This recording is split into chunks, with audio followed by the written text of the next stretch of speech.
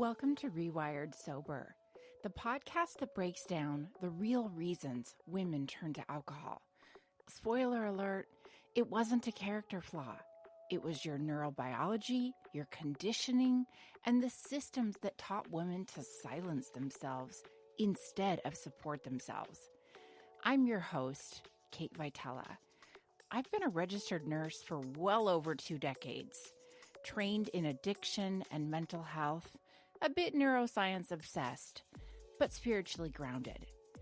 This is the science and soul work of a woman's recovery, where I help you understand what's happening in your sober brain and reconnect to that deeper inner truth you've always had, that soul level knowing, the intuition the patriarchy has tried to train out of you. When women combine the science of the brain rewiring with that inner knowing, you stop feeling broken and you start feeling powerful. So let's get into it.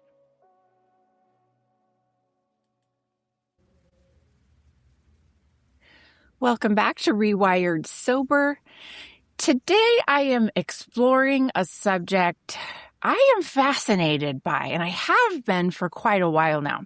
And it's sort of at the intersection of manifesting and neuroscience and habit change. And you've probably heard me say on this podcast many times that our thoughts create our reality.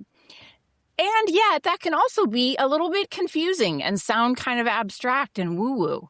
So today is January 20th, and the episode that released today is on the disease model of addiction. And if you've listened to it, then you'll hear me say that adopting labels and identifying with a certain personality can be harming in a lot of ways. Adopting a label, especially like you're an alcoholic, you have a chronic relapsing brain disease, is that mindset very helpful for you? Now, if it is, great, go for it.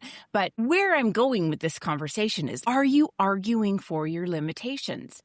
So I brought on a guest today. I'm hoping she can kind of shed some light on this, expand our horizons a little bit. And the question I would hope you ask yourself is, does your inner narrative about whatever you're going through, does it offer you more hope or more room for curiosity and nuance and brain science? So today's guest is Simmy, the woman behind the moniker Miracle Maker 1111 on socials. And she's a person who's deeply passionate about manifesting, living intentionally, and spirituality. And her work helps people tap into their creative power and live the life of their dreams, to include and not limited to abundance, limitless love. I love all this so much, and constant growth. So welcome, Simmy, to the pod. I'm so excited. Thank you for coming on. Hi, Kate. Thank you so much for having me on. Yeah, so I randomly slid into your DMs to ask you to come on this podcast as a total stranger.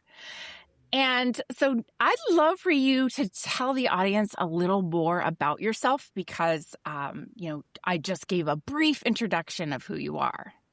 Sure. So, I'm Simmy. I have been a management consultant for the last 15 years or so. I've been in the corporate world working for big clients on all kinds of different industries, specifically around strategy for all of these years. But personally, I have explored this topic of manifestation. I came across a book years ago and I thought, you know what, let me just try it and see, for myself, does it work? And it did, to my surprise. And then I started applying it to like different things and it kept working. And I was really intrigued by this topic. Why does it work? At that time, people weren't really using the word manifesting so much. And it was considered like super woo-woo. I remember speaking to a few friends of mine and they were like, you nuts. Yeah, are you nuts? But I was like, this works, and that led me to this path of exploring how does it work? What is it? So personally, I really found this topic very fascinating and I delved deeper and deeper into spirituality, into the science behind it. So that was like something that I really enjoyed doing. But about a year or so ago, I felt just this strong calling, like this really strong pull to just start talking about it a bit more. Yeah, and I can tell your page is really popular, and you probably get a lot of people that stumble across it and go, wow, and then you kind of get sucked in, you go down these rabbit holes of, what is the Miracle Maker 1111? What does that mean to you? So I chose the name Miracle Makers because I truly believe that all of us can create miracles in our lives, Although if I say the word miracle, it might sound like, oh, I'm creating like something really big. It is big, but the idea is also to just normalize that big for you, that, this big love, huge abundance, so much love. It's all normal for me. So that's why I chose the word. It comes from the idea that you can create your own reality. You are the maker of your own life. Yeah. And I've always kind of referred to A Course in Miracles when I talk about you're capable of miracles. And the Course in Miracles just says a miracle is a shift in perception.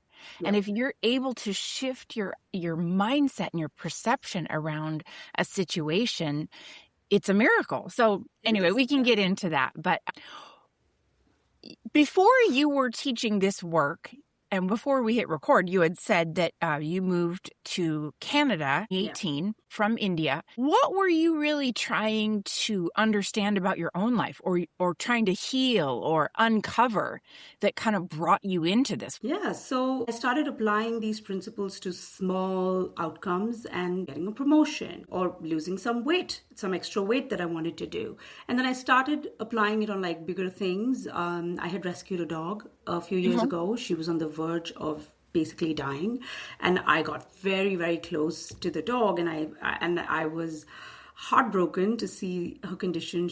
Her legs were broken. She had some neurological conditions, and it was really hard to see her that way. And I got really attached to her, and I was like, hey, why don't I just use manifestation to see, to improve the quality of her life and bring her back. I hope she doesn't die. And I just applied those principles. I imagined her, I would visualize her walking and running, which was extremely the opposite of the condition that I was in at that time, because the doctors were like saying that, she doesn't really have that much time. So from there to actually then see my visualization in action in real life, it was just fascinating and mind-blowing that, it actually worked. And then I would apply it on like several other things. And during the course of all of this, I got sucked in more into spirituality and understanding who I am. All of us just go, all of our programming, we don't even realize what's happening behind these layers. Like, who am I? How do I perceive this world? What do I think about myself? What do I think about the world? And how that is actually shaping my reality. So one thing that is confused by a lot of people think manifestation is just getting whatever you desire. It's actually getting who you are. If you are someone who really shrinks in a room and like really doesn't want any attention to themselves, that's the kind of life you're going to live, as opposed to someone who's like a risk taker because they know they can get it. They have belief in their abilities and in themselves. They are going to have very different lives. These people will have very different lives no matter where they come from.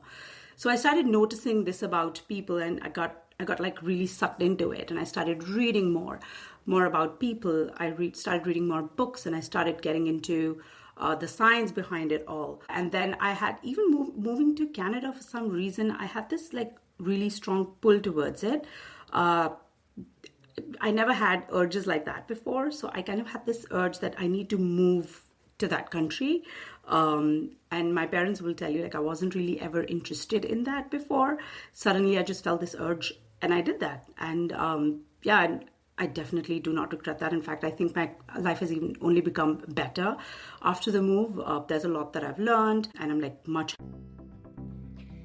Quick pause here, folks. If you're liking this content, did you know that I go live once a week in a group coaching setting? The Rewired Sober Now What is a 3-month integration program. I would love to meet you live, and let's talk about all the things. If you've stopped drinking and you're quietly thinking, okay, well, now what? This might be for you. It's for women only who are already sober. Now, this can be anywhere from a few weeks to a couple years. You put down the drink and you want more than just not drinking. This isn't one of your typical quit alcohol programs. It's not about willpower, rules, or starting over. It's about integration. We focus on stabilizing your nervous system, understanding what's actually happening in your brain in sobriety, and doing the grounded inner work that helps you trust yourself again, emotionally, relationally, and day to day. So if you're sober, you're still feeling a little unsettled, maybe your emotions are louder than you expected, or maybe you're just unsure how to grow into this version of yourself without white knuckling or performative sobriety. Ugh. That's your now what moment. And that's exactly what this phase in the program is built for. And I would love to meet you live. You can learn more at the link in the show notes or head on over to Rewired Sober social media and you'll see link in the bio there. Now back to the show. Happier. That's really cool. I love that you decided to make a big life change and all of it was sort of spiritually guided and you just kind of kept following your curiosity and reading books. That's how I came to know and love addiction like I do. And the science of it is I just continued to stay curious. Yeah. And I talk a lot about brain rewiring. And what's helpful with that is novelty, is when we are excited about something, when we're passionate about it, when we really sink in, is that's when the rewiring really takes shape. And okay, so you've talked about on your page, the belief we have about ourselves shapes our reality. And what I've heard people say is we don't necessarily manifest what we want. Yeah. We manifest what we are.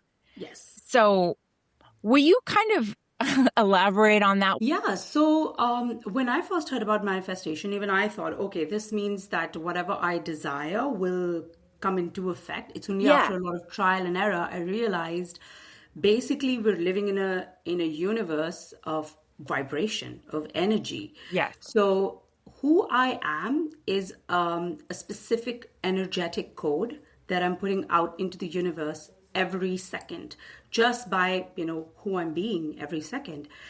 And my reality, the 3D world, the physical world that I'm in, it gets shaped by, it's basically like a mirror. So the universe is going to reflect exactly who you are. If I'm saying that I'm someone who's so abundant, I'm so grateful for the wealth that I have, and I so truly believe that I'm so wealthy, the universe is like, great, wealth. It's going to mirror it. And it's basically like resonance. That's exactly that's the experience that I'm going to have. Versus if I'm being someone who says, I really want some wealth. I really wish I'm wealthy, which means if I am wanting it, that means I do not have it. Yeah. And that's the energy I'm, vibrating, that I don't have wealth. So I get more back of like, I don't have it. Desire is definitely the first step. You always get a desire. The reason why you're getting a desire is that obviously you don't have it. That's the first step, the desire to be, let's say, sober. So you're not already sober. But the idea is that if you start behaving like someone who is not an alcoholic or someone who is sober, or start being like someone who's like, say, for me, if I want to be a successful entrepreneur.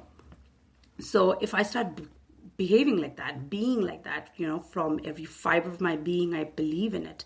That's what my reality is going to be. That's how the shift is going to be. So I read about it, like, why does it happen? So even neuroscience supports that.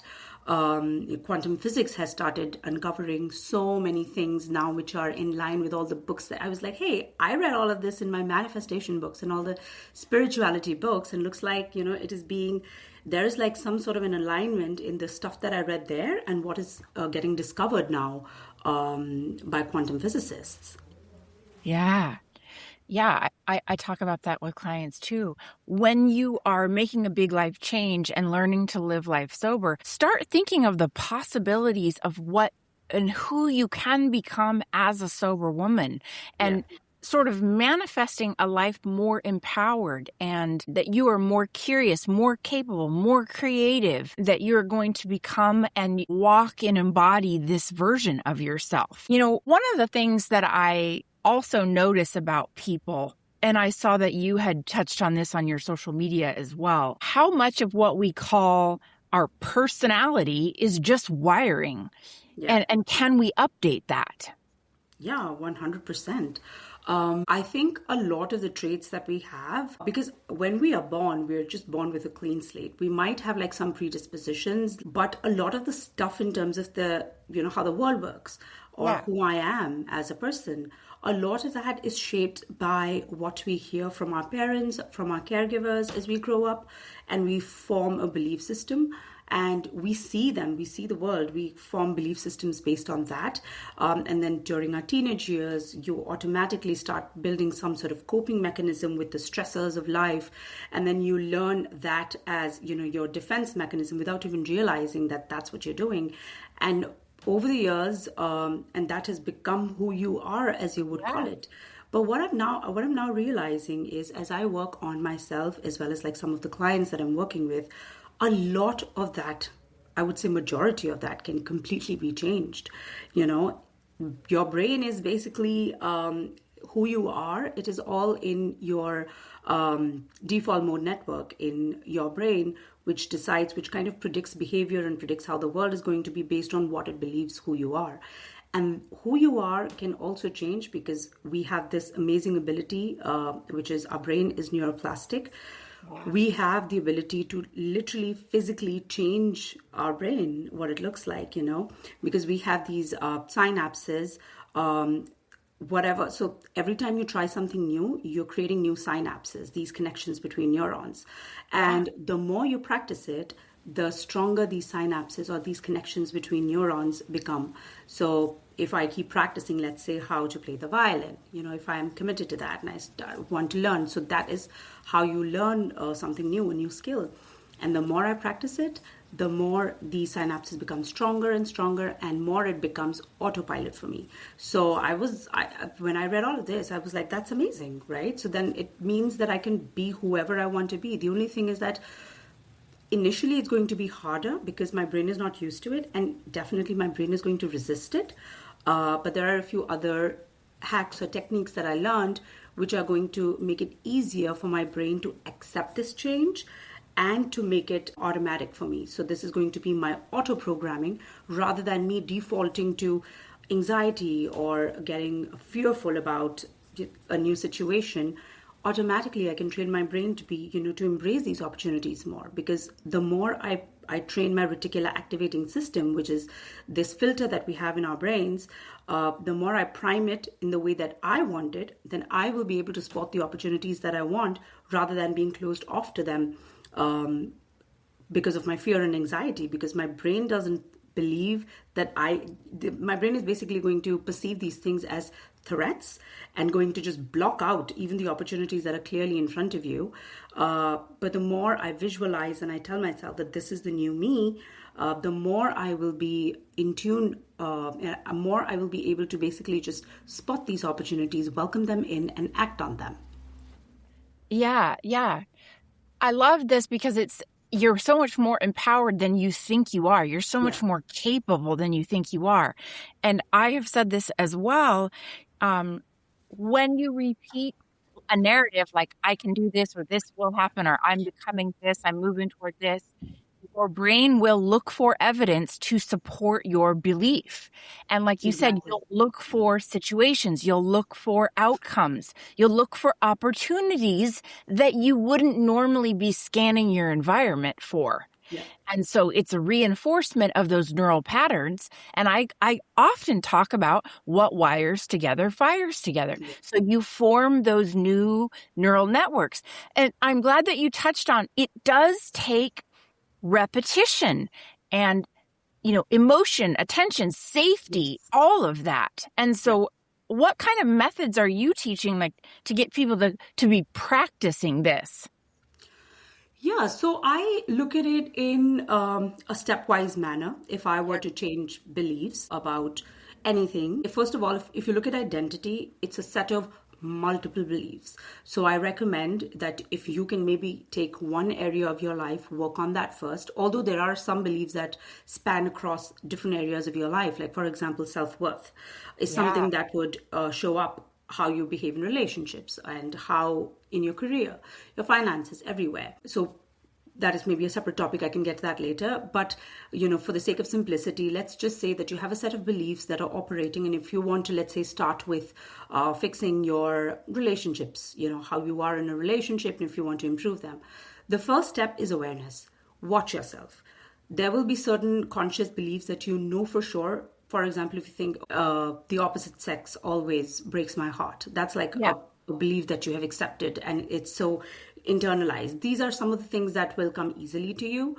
But then there are those unconscious beliefs that, they are so hidden that you don't even realize you have them. And for you to discover those, just watch yourself how you behave when there's a trigger involved. When there are certain triggers, what does your body do? Does it like contract? If there's, let's say, an opportunity, if someone comes to me and says that, you have this big opportunity, or if you want to be, let's say, do you want to be a TEDx speaker? What's my first reaction for it? Am I excited or am I just shrinking? Why am I shrinking? What is it that has caused me to shrink? Just journal it. Or is it because I think maybe I'm going to make a fool out of myself? Why do I think I'm going to make a fool out of myself? Because I don't believe I'm a good speaker. There you have it. There you have your belief. So just layer by layer for those unconscious beliefs. Just step in because I'm trying to learn. I'm taking notes. So that you're saying the first thing to do is awareness. So notice that you're doing it. Yeah. And then move into question what reaction comes up for you. Yeah. And what you're feeling about it. Like you said, I want to be a TEDx speaker. And when you said that, I was like, yes, that's me. I do. Okay. No, what my reaction is, honestly, my heart starts racing a little bit. I get a little sweaty and I do clench up a little bit because I'm excited, right? So that's kind of like step 3 is somatically, like what's going on in my body. Exactly. Okay. Sorry to interrupt, but now I know where we are. So then what?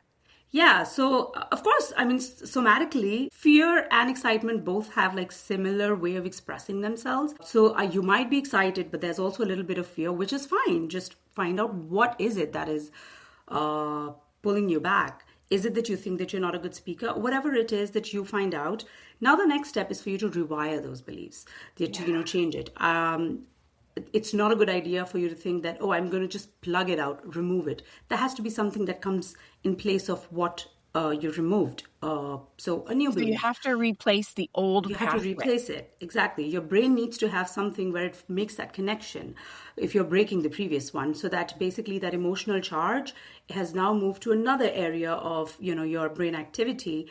And you are then working on making those connections stronger. Now, your brain is obviously going to reject it the first time you try to introduce it. So I really swear by visualization, but I know not everyone is able to. So for those people, I suggest just even script and make it so real in your mind. The more you practice it within your brain, because, your brain can't tell the difference between imagination and real. If you make it that real, it starts accepting the idea. So start with visualization, I would say, / scripting, whatever works for you. And make it very, very real. And then, so it's like a feedback loop. And then the next step for you is, now that you've introduced this new belief into your brain, the idea is, and when you are visualizing or scripting, there has to be emotional charge associated. If there is no emotion engaged, your brain is just going to, reject it as just daydreaming or something which is not important. That's why our emotions are so important. So I would I would not make it like a very long drawn scene. I would just see myself doing it. Let's say if I want to be a TEDx speaker, I would visualize myself for about 2 minutes. What does it feel like when I'm standing there? I can see the people in front of me and, the temperature in the room. What am I wearing? What do my nails look like? All of those small little details to make it so real in my head. And then the feeling is that I'm actually in control of the situation. And what does it feel like, that thrill of standing in front of people and talking? So that thrill and that excitement really rewires the thing, the whole scene for me. And then after that, during the day, what I would then do is start embodying this version of Simmy, who is confident of herself. When she walks into a room, she's confident. So start embodying this and start taking small, tiny little actions, which will be our habits. You don't have to go and I don't have to go and, start looking for a TEDx speaking event the next day. I mean, you can if you feel confident and ready for it, but not just go and start looking for smaller, small little things that you can do in order to really embody that belief. So then when you start doing these small things, now your brain has proof. It's like a feedback cycle. So you see yourself doing it in your mind, and then in reality, you start taking small steps towards it, and your brain is like, okay, I have proof that this is who I am now. And then it becomes, the more you do it, the more settled and internalized this new belief becomes. Okay, so another recap on my end. So you're saying your brain and body can't really tell the difference between something that you believe in your head and drum up in your head versus a real experience. So you want to visualize it. You want to reenact it in your head. You want to kind of script it, go through it, feel all the things. And it has to be emotionally charged. This is something that I've read also, that you can't just sit back and passively hope to rewire, right? You have to have some skin in the game, and you have to, you even mentioned like, what kind of nail polish am I wearing? Like you have to feel all the things. Yeah. And then you get sort of proof from that, and it forms a feedback loop. And so much of this is so similar to the way that I talk about rewiring the brain for any process that we're in life. Yeah. And so am I on track here so far? Yes.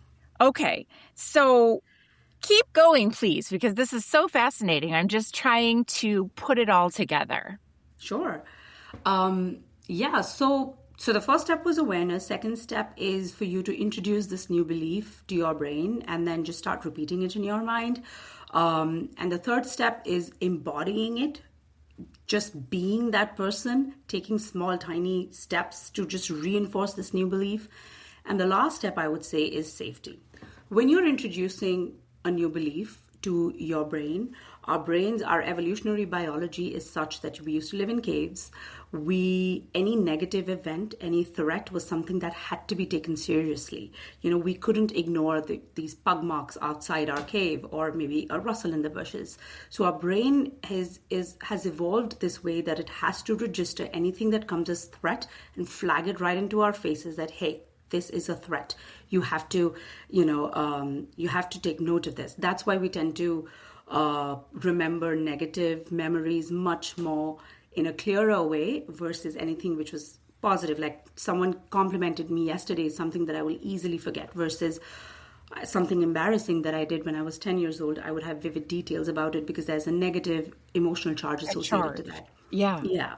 So which is fine. That's how our brain works. But you then need to calm your nervous system down. That this is a new belief. This is different from who we have been so far. I'm introducing this new belief, but it's safe. And how do you do that? There are like multiple things that you can try to introduce this belief and, tell your nervous system that it's safe. For me, meditation really works. It just calms me down. I know not everyone is able to, but I would highly recommend for people to try, even for like 1 minute. It will then go on to 2 minutes and 3 minutes. But there are other things you can try. Breath work, you can try EFT tapping also, if that works for you. I think breathing really helps. If like basic breathing of just inhaling for 4 counts and just exhaling for like 8 counts, that also helps, so that you're not in an overdrive for vis-a-vis your nervous system. And nervous system considers this, it has to be basically physically, you're just calming yourself down so that your body doesn't fight this new introduction of beliefs. This is good. Thank you for putting it all into kind of an organized. I love steps. I'm all about do this and then do that. That's helpful, right? And it's helpful to visualize it. And then are you having your clients practice this every day? Yes, 100%. It has to be done every day. I introduce it gently first, that, okay, first few weeks, let's just start this first step. Watch yourself, because if it's like, as you said, it's a lot. It can be a lot if I just dump it on someone in one go. I gradually introduce the steps once they're comfortable with watching themselves, observing themselves in different situations. And then let's move to visualizing yourself and what are the nitty-gritties when you're doing that. So it is like a phased process. Steps also works for me. It comes from my background of management consulting too, because we work with like a lot of frameworks and structures just ingrained in us. And that's how I think now. I have to have structure in like everything, even the products that I've created. I always think of, what framework can I put this in? So yeah, that's how my brain works now. But it's helpful. Okay, so I've done some of this work on my own, and I can tell you, it can be kind of scary. There's a lot that comes up for me because all of a sudden I'm realizing, wow, this is my old wiring. This is my old limiting beliefs. And I wanted to talk about, oftentimes people will say to me, they feel worse when they start this work. So why do you think some people feel worse before they feel better when they start changing patterns and looking at all this? Judgment. We judge ourselves so much. Like, if you keep that judgment aside during the awareness process, so the whole concept of mindfulness is just observing and keep the judgment aside. So, you can just preface it by saying that a lot is going to come up, and it's okay. It's basically programming of like the last 20, 30, 40, 50 years that you have started processing now, and it is absolutely okay. Keep the shame and the guilt aside. Your brain was basically just trying to protect you, to be honest. It's your way of just coping, and that's whatever you felt, you accepted this as a defense mechanism. Your brain thought this is the best way to protect you, and that's what it did at that time. So, which is absolutely fine. Why should I feel shame or guilt about those things? If I'm scared, not being confident is not something that I'm going to judge myself for. I was scared of standing there. I was scared of all the the people who are looking at me. What would they think? And this is what I was taught while growing up, right? They are going to say this about you if you don't do this. And do you think people are going through life a lot of it on autopilot? Oh yes, 100%. Almost everyone that I see around us, they think, this is how life is. This is my destiny. I'm not lucky. Everyone keeps saying that. And not everyone is ready for this work, by the way. It's not like you can't just go and start having this conversation with someone who's just not ready to listen to this. They're so convinced that everything is outside of them and it's the external factors that are controlling their lives. They're not ready.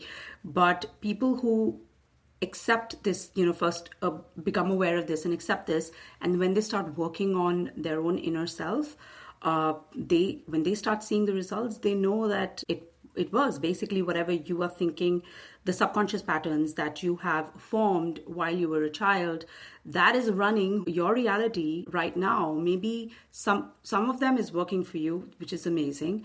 But the stuff that's not working for you, you have the power and the ability to let go of it and replace it with something that will actually work for you. That's what self-development and improvement basically means. Yeah, you talked about people not being ready for this type of work and also outsourcing the concept that the power is outside of you. I think that ties in with what you're talking about in terms of spiritually being ready. For me, the spiritual shift came when I realized I'm not praying to a white man in the sky that's power outside of me. That I'm really relying on my soul intuition and my connection to the divine. Yeah. Will you talk about your spiritual journey or how this was interplayed with that? Sure. So when I started, like I said, I started with manifesting. That's what everyone wants. People want outcomes. Hey, what if they want money? They want money. What if I manifest like $1,000? Will I be able to do that? Oh, cool. This works. Great. Let's manifest more money, more of this thing, more of that thing. Oh, the car. But then over time, you then realize, and then I started reading, if you're curious, like, why is it working? Or how does it work? So my view of this is that I do strongly believe that there is a consciousness that exists. You can call it the source, the creator, God, whoever you want to call it. And we all have an essence of that consciousness that runs everywhere in the world, which is kind of what quantum physics says too. There was Big Bang and we're all essentially made of the same stuff. It's like physics cannot deny that. We literally are. And then it talks about entanglement, how particles, subatomic particles, some of them are entangled and, they can affect each other from like distance does not matter, and they're able to exchange information and affect each other, which is like crazy, which is basically what the spirituality books have been talking about, how all of us are connected, different outcomes, people, everyone is connected. We're all in this web of consciousness. So that is what my belief is, and that's why I do not feel the how I felt powerless before. I'm not powerless. That means I have that essence of creation within me, because the creator gave me that ability, and I have been able to do that with my own life. So I do have that power to create in my life. Now it's up to me what I want to create. Do I just want to rely on my subconscious programming, which I did not accept, or it just happened to me? So do I want to rely on that, or do I want to create my own beliefs and identity that will help me thrive in this life that I have, and maybe create some impact along the way? What do I want to do? It's my choice. What kind of life I want to create. Yeah, you get to write the story. Your explanation is much more succinct than I am, but all of that I agree with in terms of the connection to the source. I don't care what you call it. I call it the divine, and sometimes God, and it doesn't really matter. But it's knowing that there is a connection, and that we're all connected, and that we do have some power here. We are not powerless. Will you elaborate on what you mean by that? Yeah, so we have the power to create our own lives. So if you can manifest something, what does manifesting mean? That you're thinking about something in your imagination, and that comes in the physical world. So, I mean, that's quite powerful, right? So and even everything that we see around us on our planet, it was once in someone's mind, and they were able to create this. We are flying. People, maybe before airplanes existed, people would have found this crazy if someone went and told them, hey, maybe how about humans, humans could fly. They would probably call them crazy. But then someone actually did it. It was just in their mind, and they were able to create it physically. So that's how inventions are made. So all of us have that ability. I don't think anyone is more special than the other. We all have that God essence in us. All of us have this ability to visualize and create. And once you start practicing it, once you start doing it, like I said, with maybe money or something super small, like, oh, hey, how about I manifest a cup of coffee or chocolate? Okay, so let's do an example here. And I don't mean to put you on the spot, but that's kind of what I do. Okay, so you manifested, you want some chocolate. And it's not as simple as sitting down and praying as hard as you can and saying chocolate, chocolate, chocolate. And then someone knocks on your door with a Snickers bar, right? Yeah. Will you kind of walk me through what it would look like? And this is just an example. You don't have to morph into Willy Wonka and the Chocolate Factory, but what's the steps in how this kind of plays out into reality? If I want something, and let's say an outcome, I would visualize already having it. So I have the chocolate. If your visualization was that it was a surprise that, I did not buy it, but someone just came and gave it to me. So I'm eating that chocolate thinking, and it's so delicious in my mouth. I can feel it, making it real, like I said, and being so grateful. Wow, I just got this on my own. My manifestation happened. So you basically need to visualize a scene which is where it's assumed that it has already happened in the past. Whatever that you want has already happened in the past, and you're in the feeling of excitement or relief or gratitude. But I wouldn't say, just one thing be aware of. Don't think, oh my God, this happened to me. I cannot believe it happened to me. Because then you're basically saying that I'm going to put this desire on a pedestal. The moment you do that, you're basically saying that energetically it's here and I'm here. So, but things happen to you which are an energetic match to you. So don't put your desire on a pedestal, which we tend to do for bigger things in life. But for the universe, it's all the same. The way you would manifest a chocolate, the exact same way you would manifest $1 million. It's just the same. But the limitation lies in my head. For me, a chocolate is easy to get, but $1 million is really hard. So energetically, automatically, for me, the $1 million would be here, and I'm here. So my job is to really get myself energetically at the same level. I remember one of Oprah's interviews where she was talking about the exact same thing, and how easy it has become for her to manifest things. And she says the exact same thing, that, energetically, you just need to be a match. And I have become really good at it. So the more you practice it, the better you get at it. So basically, just close your eyes and feel like it has already happened. That's the first step. But there are other steps too. You also need to take, some action. If there is, let's say, an urge within you that maybe I should go and meet this friend of mine, just act on it. And if there's any resistance, you need to remove that too. So manifestation has these main steps. First is just visualize already having it. Second is remove any doubts or limitations that you have about this thing happening. And the third is just act. If there is any action required, do that. Manifestation is not, I'm not going to get $1 million without taking any action and just sitting here. Even for a lottery ticket, I need to go out and buy it. I need to take some action for me to, because we're living in a physical 3D world. Action is an important part of manifestation. So yeah, these are the steps.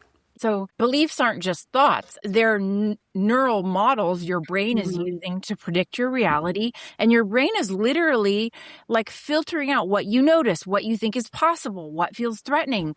And what I hear you saying is like, you believe something could happen. And so it shapes your attention. And then your attention shapes your perception, and your perception shapes how you're going to behave. Maybe different things you're going to notice, different things you're going to do. And then your behavior reinforces that belief in that loop. And it's actually kind of just like cognitive neuroscience. And so that's really fascinating, because it always makes me laugh when people say, well, you need to manifest $1 million in abundance and this and that. And I imagine myself sitting there going, I'm a millionaire. And then looking at my checking account and being like, oh, $20. Well, didn't happen. But I understand when we look at it from a neuroscience perspective, you can sort of hone these skills, and it's really about what you pay attention to. Yeah.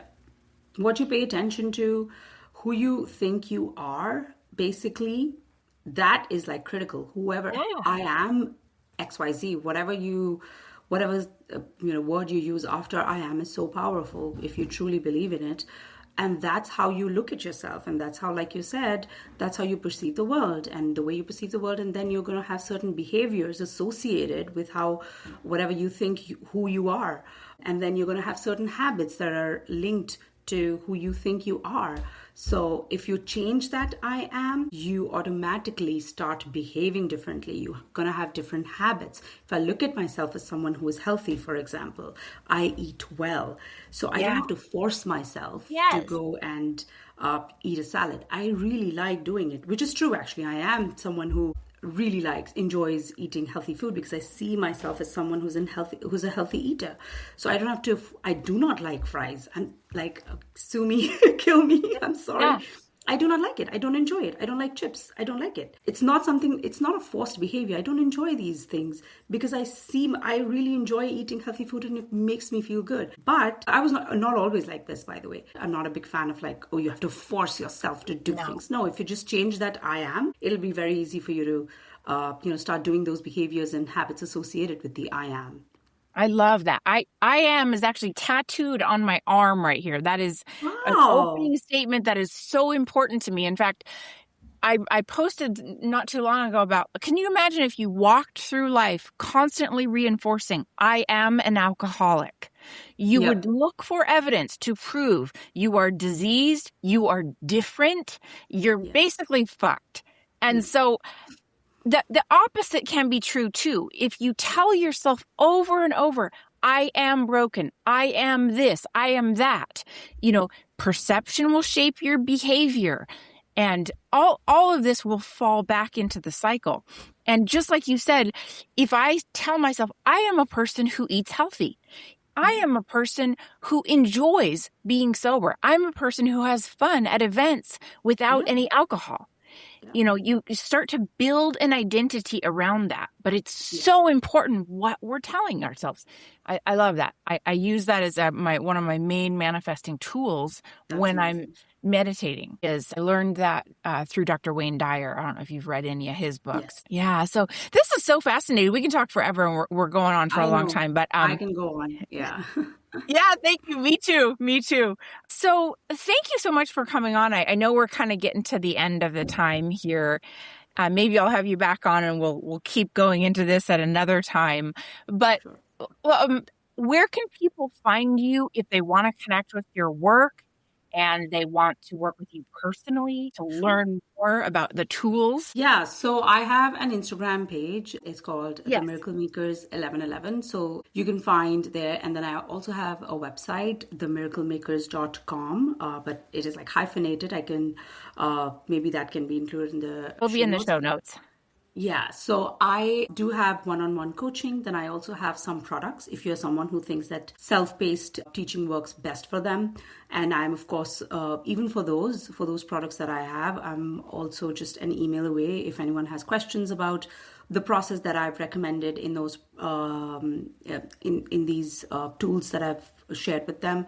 Feel free to reach out to me. I have meditations there. Alpha and theta meditations. You can really go deep into those meditations when you are accepting the new belief systems. And then I have laid out this process in much more detail of actually how to go from A to B in terms of adopting a completely new identity. I have one product on that, and then I also have another program where we go really deep into changing your beliefs. I love that. I'm doing it. I love it. That's so helpful for people, especially the way that you break it down, just so basic. So I'll put all that in the show notes. Again, thank you so much. If you have a strong reaction to this podcast or a personal story you want to share, reach out to one of us, me or Simmy. You can rage email if you want. I don't care. I'm just interested. Yeah, we're like, bring it. Okay. Well, thank you so much for coming on, Simmy. This was really enlightening. Awesome. Thank you so much for having me. Thanks for spending this time with me. I love you all so very much, and I mean it. You can find me on all the socials at Rewired Sober. The links to join my coaching program are always in the show notes, as well as an email if you want to get in touch with the pod. So until next time.